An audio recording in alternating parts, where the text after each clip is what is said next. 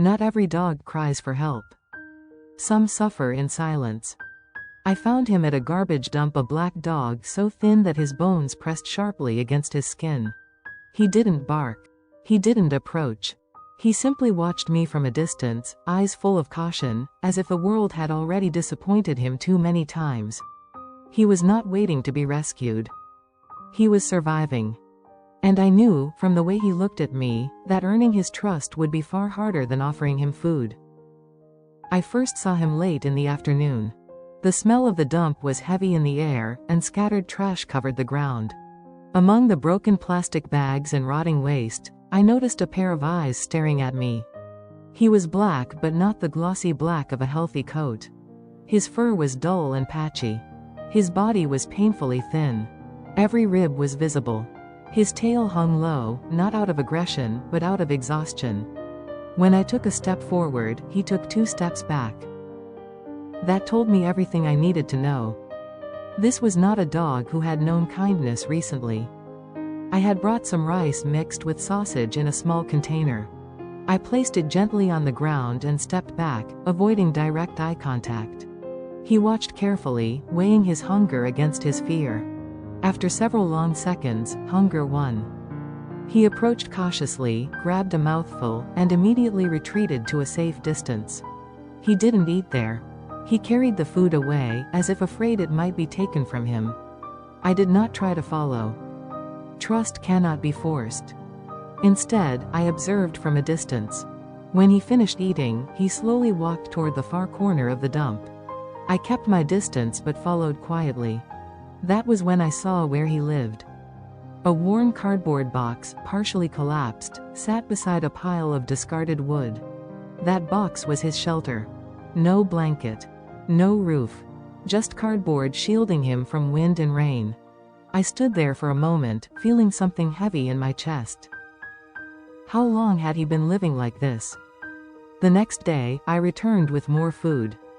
He was there again, watching. Still cautious. Still ready to run.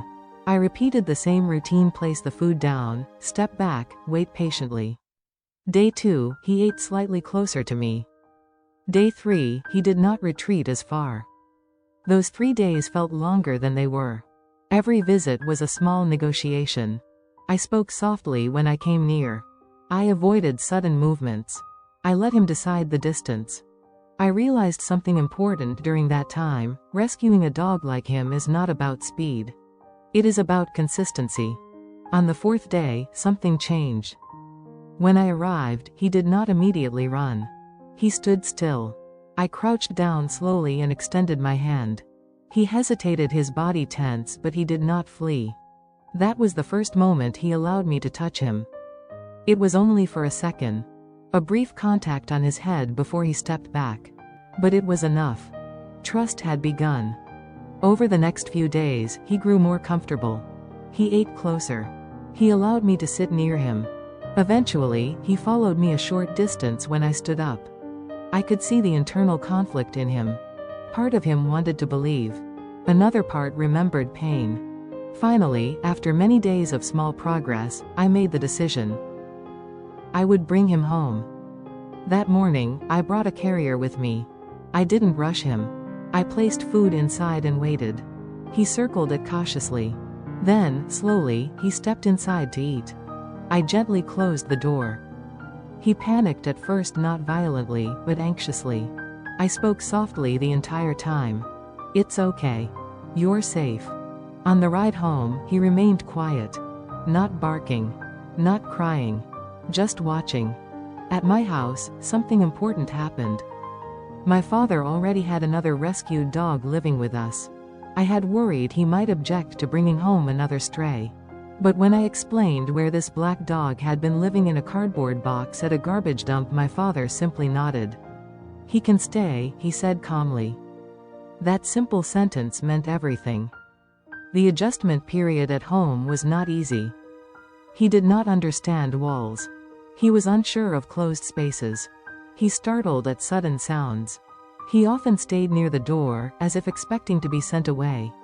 At mealtimes, he ate quickly, guarding his bowl with nervous energy. It took time for him to understand that food would not disappear. My father and I cared for him together. My father would sit quietly in the yard in the evenings, not forcing interaction, just allowing the dog to observe him. Slowly, the distance shortened. One evening, I saw something that moved me deeply. The black dog approached my father on his own and lay down a few feet away. Not touching. Not demanding attention. Just choosing to stay close. That was trust growing again. Weeks passed. His body began to change. With regular meals and clean water, his ribs no longer protruded sharply. His coat regained some shine.